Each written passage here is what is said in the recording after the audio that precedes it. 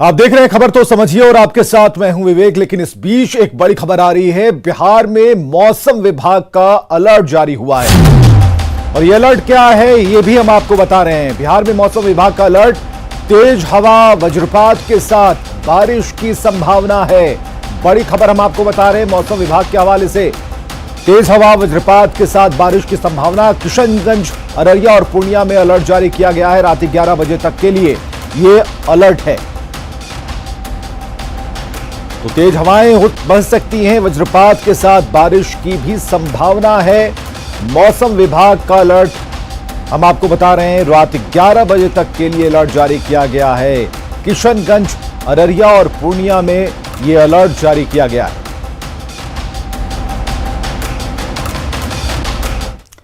चलिए आगे बढ़ते हैं। जरा सोचिए, जिस शहर ने आजादी के बाद पहली बार ट्रेन की सीटी सुनी हो, उस शहर के सीने में खुशियों का अंदाज लगाइए।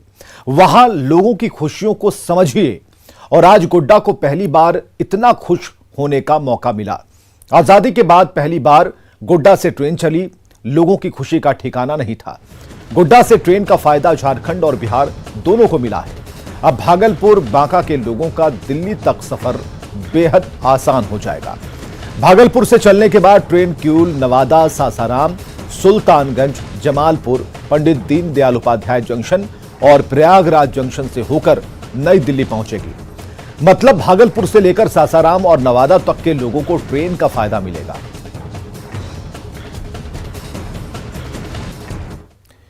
तो गोड्डा के लिए आज का दिन रेलवे के इतिहास में दर्ज हो गया, क्योंकि गोड्डा अब दिल्ली से सीधी ट्रेन सेवा से जुड़ गया है। दोपहर जैसे ही नई दिल्ली के लिए हमसफर एक्सप्रेस की शुरुआत हुई, इलाके के लोगों की दशकों पुरानी मांग पूरी हो गई।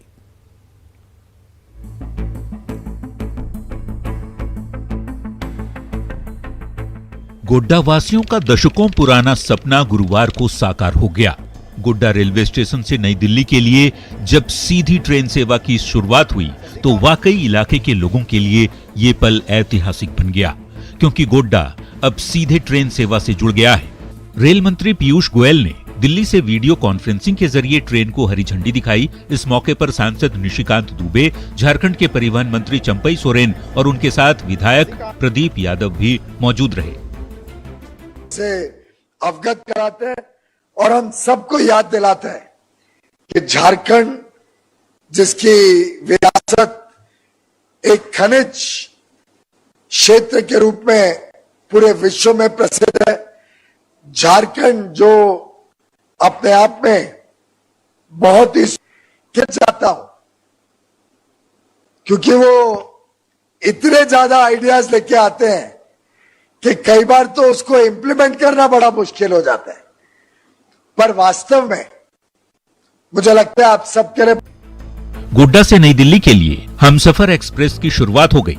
दोपहर 3 बजे गोड्डा से ट्रेन दिल्ली के लिए रवाना हुई। शुक्रवार दोपहर 3:20 पर यह ट्रेन नई दिल्ली पहुंचेगी। कुल 24 घंटे 20 मिनट में 1326 किलोमीटर का सफर ट्रेन पूरी करेगी। गोड्डा दिल्ली हमसफर ट्रेन के चलने से गोड्डा जिले के साथ ही बांका और भागलपुर के लोगों को भी बड़ी सहूलियत होगी, क्योंकि इन इलाकों से होकर भी ट्रेन दिल्ली पहुंचने वाली है। गोड्डा वासियों के लिए ये दिन कितना ऐतिहासिक और अहम है, इसका अंदाजा इसी से लगाया जा सकता है कि शहर को काफी खूबसूरत तरीके से सजाया गया था। स्थानीय बीजेपी सांसद निशिकांत दुबे ने यहां से सीधी ट्रेन सेवा की पहल की थी। दरअसल साल 2012 से ही गोड्डा को रेलवे के नक्शे पर लाने की कोशिश की जा रही थी, जबकि साल 2011 में ही इस प्रोजेक्ट को हरी झंडी मिली थी। लेकिन 2014 तक इस पर कोई काम नहीं हो सका था। करीब 10 साल बाद अब जाकर गोड्डा से नई ट्रेन चलने का सपना साकार हो पाया। वैसे सूत्रों की माने तो जल्द ही कुछ और ट्रेनों का विस्तार भी गोड्डा स्टेशन तक किया जाएगा। हमसफर ट्रेन की शुरुआत को केंद्र सरकार की तरफ से झारखंड के लिए बड़े तोहफे के रूप में देखा जा रहा है। न्यूज़ 18 के लिए गोड्डा से गौरव झा के साथ ब्यूरो रिपोर्ट। तो गोड्डा से खुली ट्रेन बांका के बाराहाट, बौंसी होते हुए दिल्ली तक जाएगी। पहले बांका के लोगों को भागलपुर या फिर जसीडीह से ट्रेन पकड़ना पड़ता था। अब बांका से सीधा ट्रेन मिलेगी और ट्रेन मिलने के बाद लोग बेहद खुश हैं। अब हम लोगों के घर से खुल रही है बाराहाट हम लोगों के बांका से 8 किलोमीटर 10 किलोमीटर के डिस्टेंस पर है।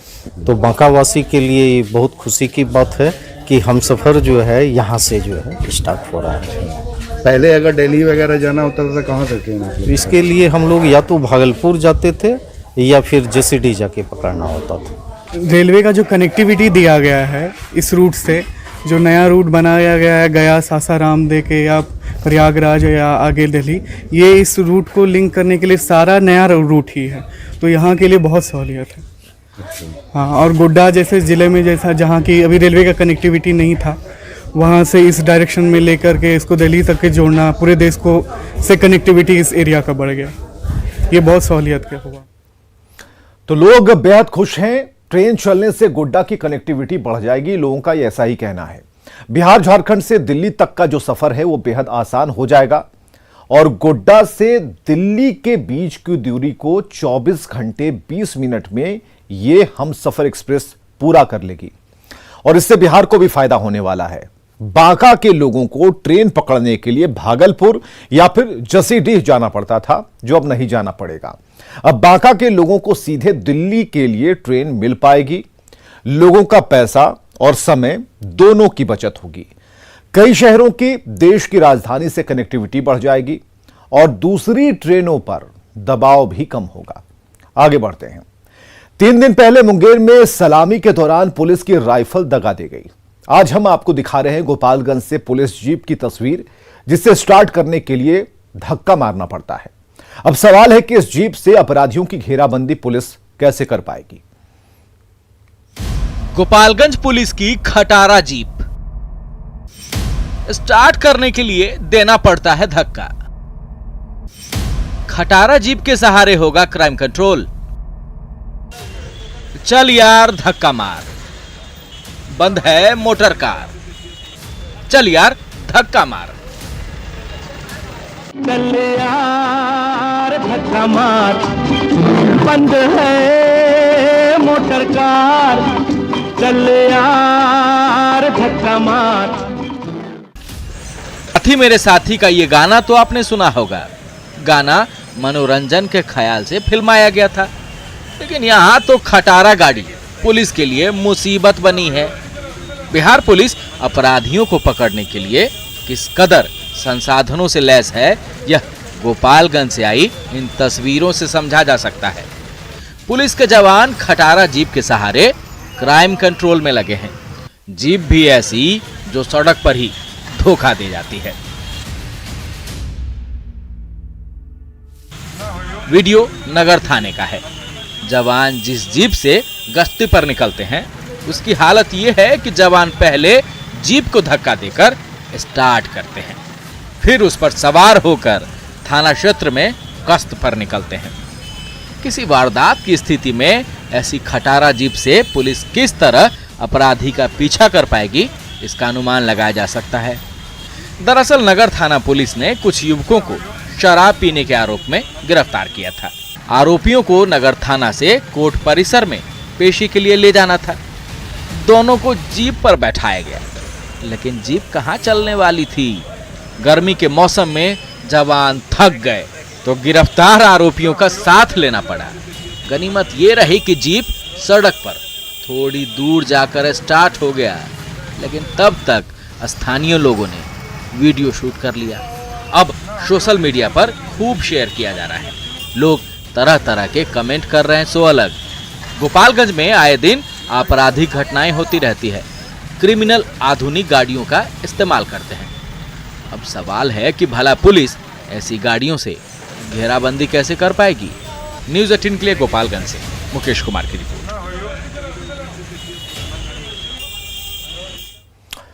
तो ज्यादा दिन नहीं बीते बल्कि 4 दिन पहले ही मुंगेर में पुलिस की बंदूक दगा दी गई थी। पूर्व सीएम जगन्नाथ मिश्र के अंतिम संस्कार में सलामी के वक्त भी राइफल नहीं चली थी और कब कब कैसे बिहार पुलिस की राइफल दगा दी, इसकी तस्वीरें हमने आपको दिखाई।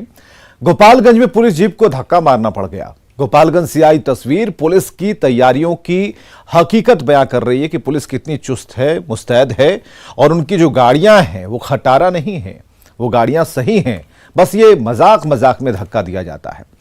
तो फिर सवाल है कि कुव्यवस्था के बीच पुलिस कैसे क्राइम कंट्रोल कर पाएगी इन जीप के सहारे और उन हथियारों के सहारे। बिहार समेत पूरे देश में कोरोना के मामले बढ़ते जा रहे हैं। एक दिन में 1,26,000 से ज्यादा मामले सामने आए और इसके बाद केंद्र और राज्य सरकार दोनों अलर्ट है। पीएम ने जहां कोरोना का टीका लेकर लोगों को वैक्सीन लेने के लिए प्रेरित किया, तो बिहार के मुख्यमंत्री नीतीश कुमार ने चिट्ठी लिखकर सहयोग की अपील की।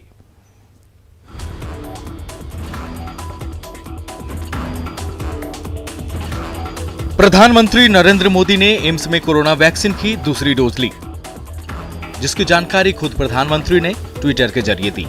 पीएम ने लिखा कि आज एम्स में मैंने कोविड-19 वैक्सीन की दूसरी डोज ली। वैक्सीन हमारे पास कुछ उन तरीकों में शामिल है जिससे हम कोरोना वायरस को हरा सकते हैं। अगर आप वैक्सीन के लिए एलिजिबल हैं तो कोरोना वैक्सीन की डोज जल्द लीजिए। इसके लिए cowin.gov.in पर रजिस्ट्रेशन कराएं। यानी संदेश साफ है कि टीका लें और कोरोना को हराने में अपना योगदान दें। दरअसल प्रधानमंत्री स्थिति की गंभीरता को बखूबी समझ रहे हैं, क्योंकि देश में कोरोना के मामले लगातार बढ़ते ही जा रहे हैं।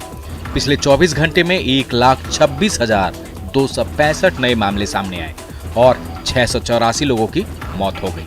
कुछ ऐसा ही हाल बिहार का भी है। 5,242 मामले सामने आए।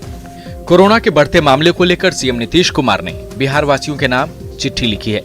मुख्यमंत्री ने लिखा है कि प्रिय बिहार वासियों, कोरोना के मामले एक बार फिर से तेजी से बढ़ रहे हैं, इसलिए सबकी सुरक्षा को लेकर सरकार की चिंता भी बढ़ गई है। इसी संदर्भ में ये पत्र आप सबको लिख रहा हूँ। इस वैश्विक महामारी से हम सबको मिलकर लड़ना है।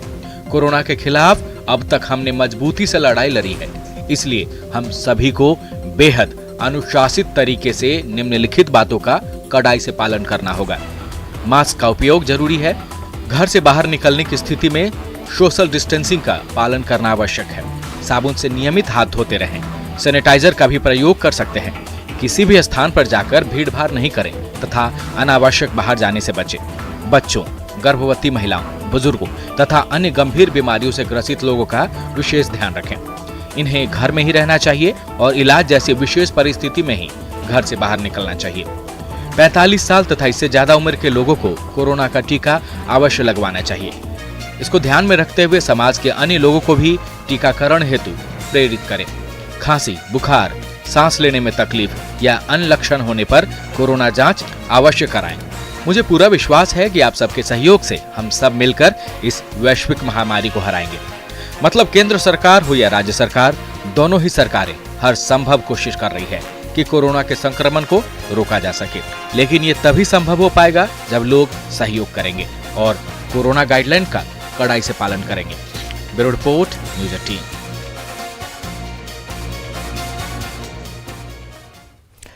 खबर को समझिए कि नीतीश कुमार ने बिहार वासियों के नाम चिट्ठी क्यों लिखी। दरअसल कोरोना की दूसरी लहर तेजी से बढ़ती जा रही है और 24 घंटे के जो आंकड़े हैं करीब 1,27,000 तक पहुंच गए हैं, जो नए केस के मामले हैं। पिछले 7 दिनों में मरीजों का आंकड़ा 5 गुना हो चुका है और 1 अप्रैल को 488 नए केस सामने आए थे और ये 8 अप्रैल तक यानी कि आज की तारीख में यह आंकड़ा 1,911 तक पहुंच चुका है। यह बिहार का आंकड़ा हम आपको बता रहे हैं, लगभग 2,000 के करीब। कोरोना का बढ़ना लोगों की लापरवाही का नतीजा है, इसलिए मुख्यमंत्री नीतीश कुमार ने लोगों के नाम चिट्ठी लिखी है। इसे आप अपील भी समझ सकते हैं और गाइडलाइंस का पालन करने की उन्होंने अपील की है। आगे बढ़ते हैं। तेजी से बढ़ रहे कोरोना की चपेट में बच्चे भी आ रहे हैं और कोरोना नए स्ट्रेन से बिहार में अब तक 150 से ज्यादा बच्चे संक्रमित हो चुके हैं। ऐसे में महावीर वात्सल्य के निदेशक ने सलाह दी है कि बच्चों को संक्रमण से ज्यादा खतरा है और ऐसे में अभिभावकों को बच्चों को कोरोना से बचाने के लिए सतर्क रहना होगा। महावीर वात्सल्य अस्पताल के निदेशक से बात की हमारे सहयोगी रजनीश कुमार ने। कोरोना के नए स्ट्रेन से बच्चे बहुत तेजी से संक्रमित हो रहे हैं। ऐसे में बच्चों को कैसे सावधानी बरतनी चाहिए, हम सीधे बात करेंगे। महावीर वात्सल्य अस्पताल के director doctor S L Sinha हमारे साथ हैं। सर, देखा जा रहा है कि पिछली बार जो कोरोना आया था उसमें बच्चे जो है कम संख्या में संक्रमित हो रहे थे, लेकिन अभी नए स्ट्रेन में काफ़ी प्रभावित हो रहे हैं, तो क्या सब खतरा हो सकता है और कैसे बचाव करें? देखिए, बच्चों में एडल्ट से सहने की शक्ति थोड़ी कम होती है, इसीलिए बच्चों पर ध्यान देना बहुत ज़रूरी है। और इसमें गार्जियन का रोल बहुत इम्पोर्टेंट हो जाता है। खास करके बच्चों को घर से बाहर न जाने दें, कम जाने दें या इस तरह से। और जो गार्जियन हैं वो बाहर से जब आएँ तो बढ़िया से हाथ मुंह धोएं, बढ़िया से कपड़ा बदल लें और तब बच्चों से मिलें तो ज़्यादा अच्छा रहेगा। क्योंकि बाहर से वो नहीं जानते हैं हम कि गार्जियन जो गए बाहर वो संक्रमित हैं नहीं संक्रमित हैं, इसलिए सावधानी ही इसका बचाव है। सावधानी बरतना चाहिए। गार्जियन भी मास्क लगा के जाएं हमेशा। जब आए तो हाथ घर में साबुन से बढ़िया से हाथ धो लें और उसके बाद बच्चे के निकट जाएं।